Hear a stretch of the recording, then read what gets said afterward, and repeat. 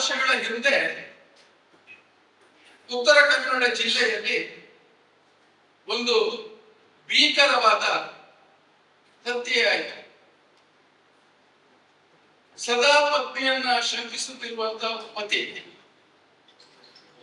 ಆಕೆಯನ್ನ ಹಾಗೂ ಏನೂ ಅರಿಯದ ಆತನ ಚಿಕ್ಕ ಹಸುಳೆಯನ್ನ ಕತ್ತಿಯಿಂದ ಕತ್ತರಿಸಿ ಹತ್ಯೆ ಮಾಡ್ತಾನೆ.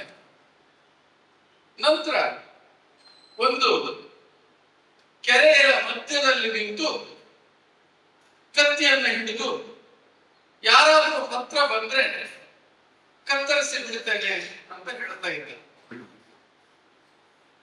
ತುಂಬಾ ಜನ ಅಲ್ಲಿ ಸೇರಿದ್ರು. ಪೊಲೀಸ್ ಅಧಿಕಾರಿಗಳು ಬಂದರು. ಒಬ್ರು ಪೊಲೀಸ್ ವೃತ್ತ ನಿರೀಕ್ಷಕರು, ಮತ್ತೊಬ್ರು ಪೊಲೀಸ್ ಉಪನಿರೀಕ್ಷಕರು.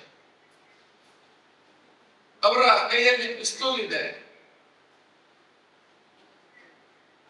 ಅವರು ಆತನನ್ನು ವಿನಂತಿ ಮಾಡ್ತಾ ಇದ್ದಾರೆ, ದಯವಿಟ್ಟು ಈಚೆ ಬಾ ಅಂತ.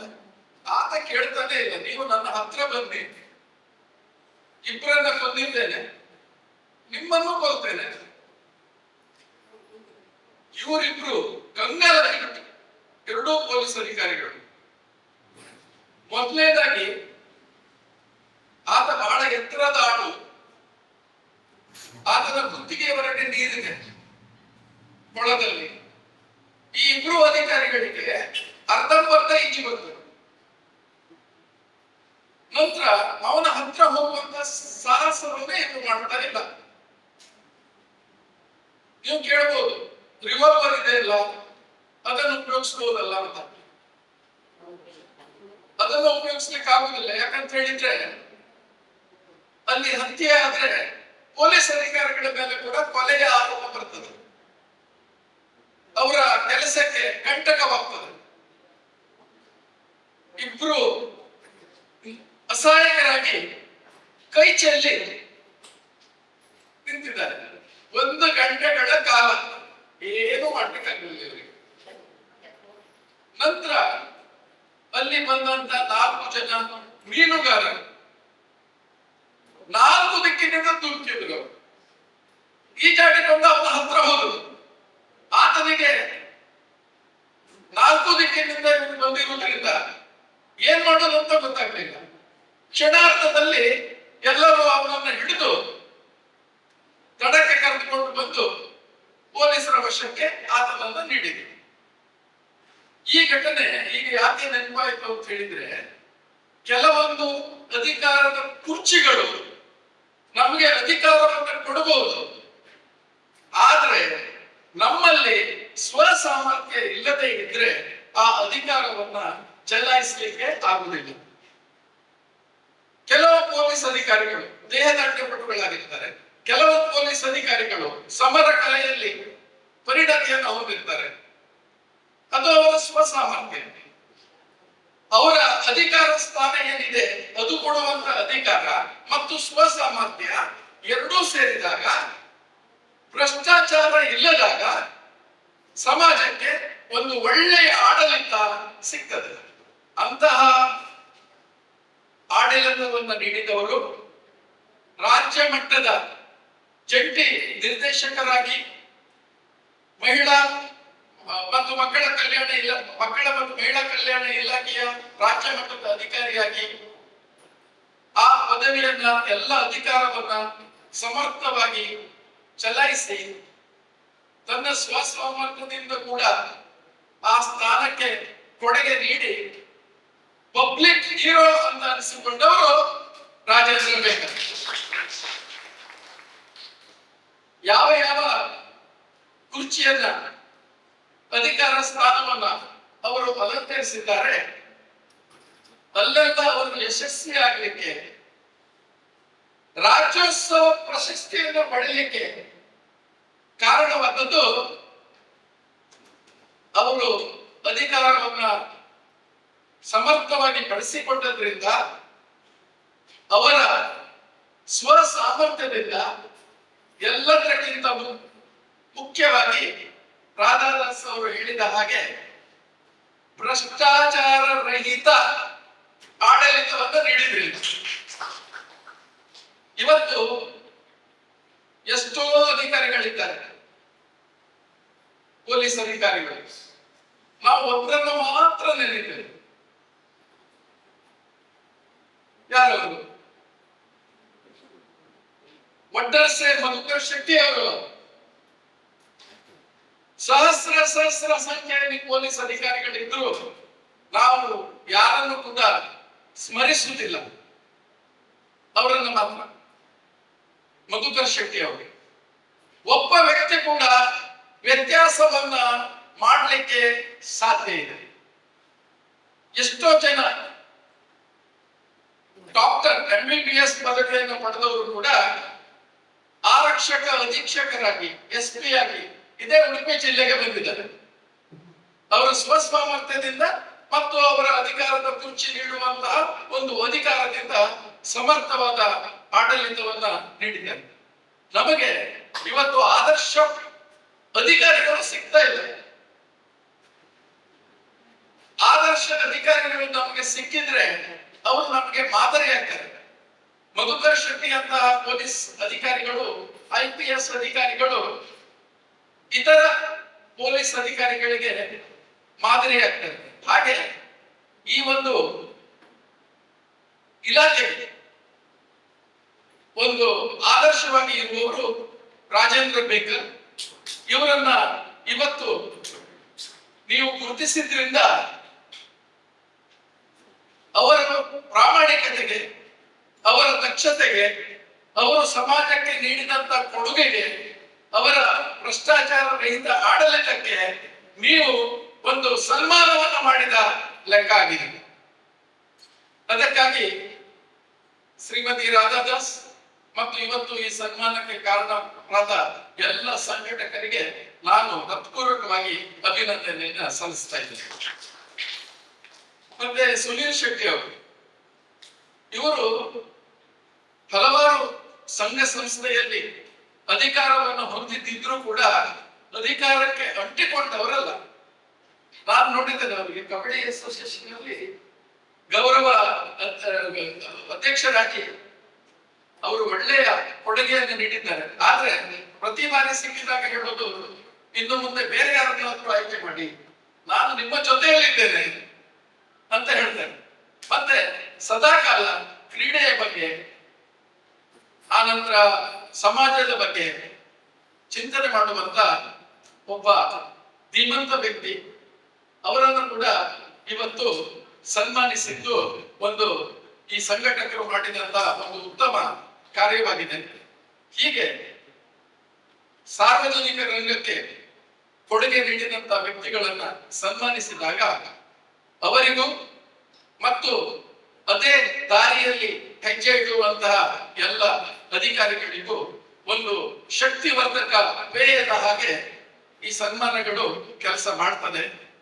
ಇಂಥ ಒಳ್ಳೆಯ ಕಾರ್ಯಕ್ರಮಗಳು ಇನ್ನೂ ಹೆಚ್ಚಾಗಿ ಜರುಗಲಿ. ಇವತ್ತು ಸನ್ಮಾನಿತರಾದಂತಹ ಇಬ್ಬರು ವ್ಯಕ್ತಿಗಳಿಗೆ ಇನ್ನು ಮುಂದೆ ಜೀವನದಲ್ಲಿ ಸಾಕಷ್ಟು ಯಶಸ್ಸು, ಶ್ರೇಯಸ್ಸು, ನೆಮ್ಮದಿ, ಆರೋಗ್ಯ, ಶಾಂತಿ ಎಲ್ಲ ಸಿಗ್ಲಿ ಅಂತ ಹೇಳ್ತಾ ನನ್ನ ಮಾತುಗಳನ್ನು ಮುಗಿಸ್ತೇನೆ. ನಾವು ಇಡೀ ಉಡುಪಿ ಜಿಲ್ಲೆಯಲ್ಲಿ ಕುಂದಾಪುರ ತಾಲೂಕು ಮಹಿಳಾ ಒಕ್ಕೂಟ ಮಾತ್ರ ಸ್ವಂತ ಜಾಗ, ಸ್ವಂತ ಕಟ್ಟಡದಲ್ಲಿದೆ. ಜಿಲ್ಲಾ ಮಹಿಳಾ ಮಂಡಲ ಒಕ್ಕೂಟ ಸಮೇತ ಬಾಡಿಗೆಗೆ ತಾಲೂಕು ಒಕ್ಕೂಟ ಉಡುಪಿ ಇದೆ. ಆದ್ರೆ ಕಾರ್ಕಳದಲ್ಲಿ ಒಂದು ಸರ್ಕಾರಿ ಜಾಗದಲ್ಲಿ ಇದು ನಾನು ವ್ಯಾಲ್ಯೂಷನ್ ಕೊಟ್ಟು ತಗೊಂಡ ಜಾಗ ಮತ್ತು ಕಟ್ಟಡ. ನಾನು ಮಾಡಿದ್ದೆ ಅಂತ ಹೇಳಿದ್ರೆ 2 ಆಸ್ತಿ ಹೋಯಿತು. ಅಜ್ಜ ಕೊಟ್ಟ ಆಸ್ತಿಯಲ್ಲಿ 2 ಆಸ್ತಿ ಇಲ್ಲೇ ಉಂಟು, 2 ಆಸ್ತಿ ಮಗನಿಗೆ ಬಸ್ಸು ಒಂದು ಕೊಟ್ಟಿದ್ದೆ. ಆದ್ರೆ ಇದು ಶಾಶ್ವತ.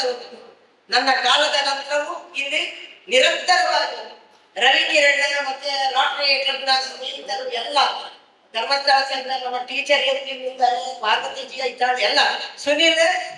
ಸುನಿಲ್ ಭಾರಿ ಒಳ್ಳೆ ಹುಡುಗ, ಅವರಿಗೆ ಸನ್ಮಾನ ಕೊಟ್ಟದ್ದು ಭಾರಿ ಖುಷಿ. ಈಗಲ್ಲ, ಸುಮಾರು 22 ವರ್ಷಗಳ ಹಿಂದಿನಿಂದ ಅವರ ಪರಿಚಯ. ನನಗೆ ನನ್ನ ಮನೆ ಹತ್ರ ಅವರ ಹತ್ರ ಲಾರಿ ಉಂಟು. ಆ ಕಾಲದಲ್ಲಿ ನನ್ಗೆ ಇದು ಯಾವುದು ಹೊಯ್ಗೆ, ನಾವು ಇಂಟರ್ಲಾಕಿಗೆ ಎಲ್ಲ ಹೊಯ್ಗೆ ಹಾಕಿದ್ವಿ. ಆ ಕಾಲದಲ್ಲಿ 100 ರೂಪಾಯಿ ರೋಡಿಗೆ ಬಿಟ್ಟಿದ್ದಾರೆ. ಅದರಿಂದ ಅವರಲ್ಲಿ ಸ್ವಲ್ಪ ಸಮಾಜ ಸೇವೆಯ ಭಾವನೆಗಳು ನಾನು ತುಂಬಾ ಹುಡುಗರನ್ನು ನೋಡಿದ್ದೇನೆ. ನಮ್ಮ ನಂಜು ತುಂಬಾ ವರ್ಷಗಳಿಂದ ಇದ್ದಾರೆ. ನಮ್ಮ ಮತ್ತೆ ಬೆಟ್ಟಿನ್, ಈ ಬೆಟ್ಟಿನ್ ಸುರೇಶ್ ಬೆಟ್ಟಿನ್ ಮತ್ತು ಮಹೇಶ್ ಬೆಟ್ಟಿನ್ ಇವರ ಇವರ ಜನರೇಷನ್ ಅಂದ್ರೆ ಇವರ ಅಲ್ಲಿ ನಮ್ಮ ಮುಂಬಾಶಿ ಬರ್ಲಿ ಎಲ್ಲಿ ಇರ್ಲಿ ಆ ಸಮಾಜ ಸೇವೆಯ ಕೆಲಸವನ್ನು ಇವರ ಅಣ್ಣನು ಮಾಡಿದರೆ ಇವರು ಮಾಡಿ. ನಮ್ಮ ಮುಂಬಾಶಿಯಲ್ಲಿ ಫ್ಯಾಕ್ಟ್ರಿ ಇದೇ ರೀತಿ ನನ್ನ ನೆನಪಿಗೆ ಮುಂಬಾಶಿಯಲ್ಲಿ ಒಂದು ಅಂಗನವಾಡಿ ಕಟ್ಟಡ ನಿಮ್ಮ ಡಿಪಾರ್ಟ್ಮೆಂಟ್ ಇದು 15 ಲಕ್ಷ ಇಲ್ಲದೆ ಮಾಡಿದ್ದೀನಿ. ಯಾಕೆಂದ್ರೆ ನೀವು ಕೊಡ್ಲಿಕ್ಕೆ ಆದ್ರೆ ಕಟ್ಟುವಾಗ ಬಹಳಷ್ಟು ಉಪದ್ರ ಕೊಟ್ಟರು. ಈಗ ನೋಡಿ ಆಟಗಟ್ಟೆ ಗೋಪುರದ ಹತ್ರ ಮಹಿಳಾ ಮಂಡಲದ ಕಟ್ಟಡ, ಸ್ತ್ರೀಶಕ್ತಿ ಕಟ್ಟಡ ಅಂತ ನೋಡಿದ್ದಾರೆ. ನನ್ನ ನೆನಪಿಗೆ 5 ಬಾರಿ ಜನರು ಬಡವರು ಗೆಲ್ಲಿಸಿದಂತೆ ಬಡವರ ಮಕ್ಕಳಿಗೆ ಮಾಡಿಸಿದ್ದೇನೆ. ಅದೇ ನನ್ನ ದೋಸ್ತಿಗಳು ಎಲ್ಲ ಒಟ್ಟು ಸೇರಿ ನಮ್ಮ ಎಲ್ಲದರಲ್ಲಿ ನನಗೆ ಅಂದ್ರೆ ನಮ್ಮನೇ ನಮ್ಮ ಇಲ್ಲದ್ರೆ ಅವರೇ ತಮ್ಮನ ಈ ಕುಂದಾಪುರ ಮತ್ತೆ ನಮ್ಮ ರಾಷ್ಟ್ರ ಸಹೋದರರು ಸಹ ಸಹಾಯ ಮಾಡ್ತಾರೆ. ಇನ್ನು ನನ್ನ ಒಂದು ಆಸೆ, 1-2 ವರ್ಷ ಬದುಕಿದ್ರೆ ನನ್ನದೇ ಒಂದು 36 ಸೆನ್ಸ್ ನಾನು ಕೊಡ್ತೇನೆ, ಅದರಲ್ಲಿ ವೃದ್ಧಾಶ್ರಮ ಮಾಡ್ಬೇಕಂತ ಬಹಳ ಆಸೆ ಇತ್ತು. ಎಲ್ಲರೂ ಕೈ ಜೋಡಿಸಿದ್ರೆ ಎಲ್ಲ ಕಡೆ 30,000, 20,000, 40,000 ಬಡವರಿಗೆ ಸುಮತವರಿಗೆ ಗೊತ್ತುಂಟು. ಆನಂದೆ ಗೋಪುರ ಕಟ್ಟಿದವರ ಹೆಂಡತಿಯಲ್ಲಿದ್ದಾರೆ, ಕ್ರೈಸ್ತ ಧರ್ಮದ ವೃದ್ಧಾಶ್ರಮದಲ್ಲಿದ್ದಾರೆ. ಅಲ್ಲಿ ಎಷ್ಟು ಹಣ ಕೊಡ್ಬೇಕು. ಇಲ್ಲಿ ಕುಂದಾಪುರದಲ್ಲಿ ವೃದ್ಧಾಶ್ರಮ ಉಂಟು, ಎಲ್ಲ 30-40,000 ಹಳೆಯರು ಎಲ್ಲಿಂದ ಕೊಡೋದು? ಕೊಡ್ಲಿಕ್ಕೆ ಇಲ್ಲ. ಅದಕ್ಕೆ ನಮ್ಮ ರಾಷ್ಟ್ರ ಸಹೋದರರೆಲ್ಲ ಮನಸ್ಸು ಮಾಡಿ ಎಲ್ಲರೂ ಮಾಡಿ ನನ್ನದೇ 36 ಸೆನ್ಸ್ ಕನ್ವರ್ಷನ್ ಮಾಡಿದ್ದೇನೆ, 911 ಮಾಡಿದ್ದೇನೆ, ಅದರಲ್ಲಿ ನಾಗರ ಕಟ್ಟಿದ್ದೇನೆ, ಒಂದು ಆಫೀಸ್ ರೂಮ್ ಎಲ್ಲ ಮಾಡಿದ್ದೇನೆ, 2 ಬಾವಿ ಮಾಡಿದ್ದೇನೆ. ಅದನ್ನು ಕೊಡ್ಲಿಕ್ಕೆ ಇಷ್ಟಪಡ್ತೇನೆ ನಾನು. ಆದ್ರೆ ಎಲ್ಲರೂ ಕೈ ಜೋಡಿಸಿದ್ರೆ ಧರ್ಮದ ವೃದ್ಧಾಶ್ರಮ ಹೆಚ್ಚು ಜನ ಅಂತಂದ್ರೆ 10 ಜನ ಗತಿಗೌರ ಇಲ್ಲದವರು ಎಲ್ಲಿಂದ ಕೊಡುದು? 30,000 ತಿಂಗಳಿಗೆ ಸರ್ಕಾರದ ಬರುದು 1,800 ರೂಪಾಯಿ ವೃದ್ಧರಿಗೆ ಎಲ್ಲಿಂದ ಕೊಡುದು? ಇದು ಆಶೆ ಉಂಟು. ದೇವರು ನನ್ನ ಆಯುಷ್ಯ 1 ವರ್ಷದಲ್ಲಿ ಒಂದು ಮಾಡಲಿಕ್ಕೆ ಸಾಧ್ಯ ಇಲ್ಲ. ಒಂದು 2 ವರ್ಷ ಆಯುಷ್ಯ ಕೊಟ್ರೆ ನಾನು ಮಾಡ್ಬೇಕಂತ ರವಿ ಕಿರಣ್ ಎಲ್ಲ ಕೈ ಜೋಡಿಸಿ ನಾವು ಮಾಡೋಣ. ಯಾಕೆ ಈಗಾಗಲೇ ನನಗೆ MRPL ನಾವು ಮಾಡ್ತೀರಿ, ನೀವು ಇದು ಮಾಡಿದಾಗ ಕಮಿಟಿ ಮಾಡ್ಬೇಕು. ಮತ್ತೆ ಮಗ ಬಂದು ನನ್ನ ಆಸ್ತಿ ಹೇಳಿದ್ದೇನೆ, 10 ಜನರ ಕಮಿಟಿ ಮಾಡಿ ಅದನ್ನು ಬಿಡ್ಬೇಕಂತ ಇದ್ದೇನೆ. ನೋಡೋಣ ಎಲ್ಲರೂ ಸಹಕರಿಸ್ಬೇಕು. ಬ್ರಾಡ್ವಿ ಸಹೋದರರು ನನಗೆ ಕರೆಕ್ಟ್ ಸಹಕರಿಸ್ಬೇಕು. ಯಾಕಂದ್ರೆ ನಾನು ಇಷ್ಟು ದೊಡ್ಡ ಆಸ್ತಿಯನ್ನು ನಿಮಗೆ ನನ್ನ ಜೀವಿತಾವಧಿಯಲ್ಲಿ 1 ಸೆನ್ಸಿನ ಹಣ ಕೊಡಿ. ನಾನು ಎಷ್ಟು ಖರೀದಿ ಮಾಡಿದಲ್ಲ, ನಾನು ಆ ಹಣವನ್ನು ವೃದ್ಧಾಶ್ರಮಕ್ಕೆ ಹಾಕ್ತೇನೆ. ನೀವು ನನಗೆ ವ್ಯಾಲ್ಯೂಷನ್ ಕೊಡ್ಲಿಲ್ಲ, ನನ್ನ ಆಸ್ತಿ 2 ಮಾಡಿದ್ದೇನೆ. ಇದಕ್ಕೋಸ್ಕರ ಈ ಸ್ಟೇಜ್ ಇಷ್ಟು ದೊಡ್ಡ ಸ್ಟೇಜ್ ಮಾಡಿದ್ದು ನಾನೇ ಅಲ್ಲಿ 12 ಹೈಟ್ ಮಾಡಿ ಇಲ್ಲಿ ಇದು ಸ್ಲ್ಯಾಬ್ ಹಾಕೋದಿನ ಕೂಲಿಗಳಿಗೆ 36,000-45,000 ಸ್ಲ್ಯಾಬ್ ಮಾಡಿದ್ದು. ಯಾಕೆ? ಸ್ಟೇಜ್ ಮಾಡುವ ಉದ್ದೇಶಕ್ಕೆ ನಮಗೆ ಮತ್ತು ರಾಟ್ರಿ ಅವರಿಗೆ ನನ್ನ ಕಾಲದ ನಂತರ ಸಹ ರಾಟ್ರಿ ಅವರನ್ನು ಓಡಿಸಬೇಕು. ಪ್ರಶ್ನೆಗೆ ಅದು ಹೋಗ್ಬೇಕು ಆಯ್ತಾ? ಅವರು ಸಹೋದರರು ಆಯ್ತು. ಆದಷ್ಟು ಬೇಗ ನನ್ನ ವೃದ್ಧಾಶ್ರಮವನ್ನು ನಾನು ಉದ್ಘಾಟಿಸಬೇಕು ಆಸೆ ಪಡ್ತೇನೆ. ಮತ್ತೆ ರವಿ ಕಿರಣ್ ನಾನು ಮರೆಯಲಿಕ್ಕೆ ಸಾಧ್ಯವೇ ಇಲ್ಲ. ಯಾಕಂತ ಹೇಳಿದ್ರೆ ನನ್ನ ಅಧ್ಯಕ್ಷರ ಅವಧಿಯಲ್ಲಿ 3 ಯೂನಿವರ್ಸಿಟಿ ಹಾಕಿದಾಗ ಅವರು ಸೂಟ್ಕೇಸ್ ಹಿಡಿದುಕೊಂಡು ಬಂದು ನನಗೆ ಬೇರ್ ಮಾಡಿದ್ದಾರೆ. ಚಾರ್ಜ್ಶೀಟ್ ಆಗಲಿಲ್ಲ. ಯಾಕಂದ್ರೆ ಸಮಾಜ ಸೇವಕರಿಗೆ 2 ಪ್ರಬಲ ರಾಜಕೀಯ ಪಕ್ಷವನ್ನು ನಾನು ಸೋಲಿಸಿದವಳು 5 ಬಾರಿ. ನನಗೆ ಹೆಸರು ಹೇಳುವುದಿಲ್ಲ. ಅದರಲ್ಲಿ ಆಚೆ ಸೈಡ್ನವರು 2 ಜನ, ಈಚೆ ಸೈಡ್ನವರು 2 ಜನ ಸೇರಿ ನನಗೆ ಮಾಡಬಾರ್ದೆಲ್ಲ ಮಾಡಿದಾಗ ನನ್ನ ರವಿ ಕಿರಣೇ ನನಗೆ ರಕ್ಷಣೆ ಕೊಟ್ಟದ್ದು. ಸೂಟ್ ಕೇಸ್ ಹಿಡಿದುಕೊಂಡು ಅವರು ಎಲ್ಲ ಬೇರೆ ಒಳ್ಳೆ ಭಾಗ ಮಾಡುದು. ಮತ್ತೆ ಹೆಣ್ಣು ಮಕ್ಕಳಿಗೆ ಅವರು ಮಾಡಿದಂತ ಸೇವೆ ನಾನು ಕುಂದಾಪುರ ತಾಲೂಕಲ್ಲಿ ಬೇಸರ ಮಾಡ್ತೀನಿ. ಯಾವ ವಕೀಲರು ಮಾಡ್ತೀನಿ. ಎಲ್ಲರೂ ಅವರ ಸೇವೆ ನನ್ನಾಗಿ ಅವರು ಸೇವೆ ಮಾಡಿದ್ದಾರೆ. ಅವರಿಗೆ 300 ಜನ ಸನ್ಮಾನ ಮಾಡಿದ್ದಾರೆ. 300 ಸಂಘ ಸಂಸ್ಥೆಗಳು ಅಂದ್ರೆ ಎಷ್ಟು ಮಾಡಿದ್ದಾರೆ ಅವರು.